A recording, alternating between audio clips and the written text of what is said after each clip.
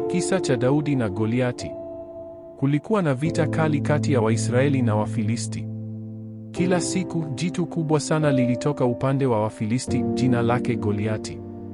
Alikuwa mrefu sana, mwenye nguvu, na sauti yake ilitikisa mioyo ya watu. Ni nani atakayepigana nami? Alipaza sauti kwa kejeli. Hakuna aliyethubutu. Askari wote waliogopa.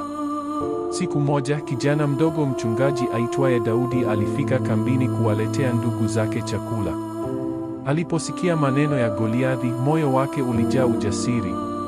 Kwa nini mtu huyu anamkashifu Mungu aliye hai? Daudi aliuliza. Watu walimcheka. Wewe ni mtoto tu. Huwezi kupigana na jitu kama hili. Lakini Daudi hakusikiliza. Alimwendea mfalme na kusema, mimi nitapigana naye. Badala ya silaha nzito, Daudi alichukua mawe 5 na kombeo lake tu. Alimkabili Goliati bila hofu. Goliati alipomwona alicheka kwa dharau. Unakuja kwangu na vijiti? Lakini Daudi akasema kwa ujasiri, wewe unakuja kwangu kwa upanga na mkuki, lakini mimi nakuja kwako kwa jina la Mungu. Sekunde chache baadaye, Daudi alirusha jiwe moja tu. Likaenda moja kwa moja kwenye paji la uso wa Goliati. Jitu lile lilianguka chini kwa kishindo kikubwa.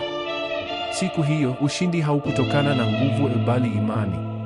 Funzo: usidharau mwanzo mdogo.